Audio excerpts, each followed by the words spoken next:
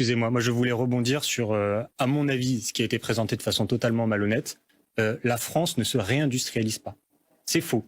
On nous parle là, soi-disant, du nombre d'investissements qui ont été faits cette année. Bon, c'est un long processus, ça se fait pas du jour au lendemain. Si on regarde en millions d'euros, si on regarde en emploi, ces chiffres sont dérisoires et nous font dégringoler dans le classement européen. Là, ce qui a été annoncé par Emmanuel Macron à son sommet à Versailles, vous savez combien d'emplois ça représente par département ? 32.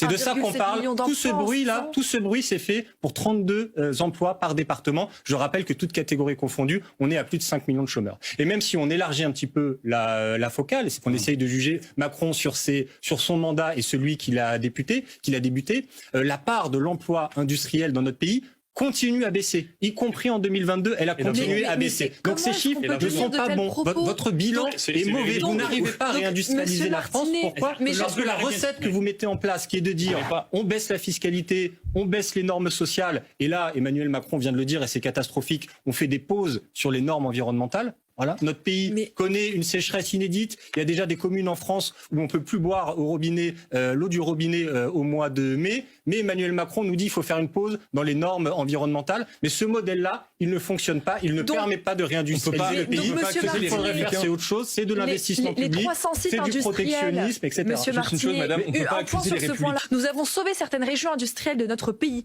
créé 1,7 million d'emplois, rouvert 300 sites industriels, et vous êtes ici sur ce plateau en train de nous dire au moins d'être modeste. Quand il y a des gens qui nous écoutent, qui font peut-être partie de ces 5 millions de chômeurs et qui n'arrivent pas à trouver de boulot. Et quand vous dites, nous avons sauvé des régions, vous comprenez que les gens, on parlait tout à l'heure de qu'est-ce qui fait monter la colère chez les gens, comprenez que ce genre de plateau, ça met très en colère les gens. Je n'ai aucun sujet à ce que vous preniez part au débat sur la réindustrialisation de notre pays, bien au contraire.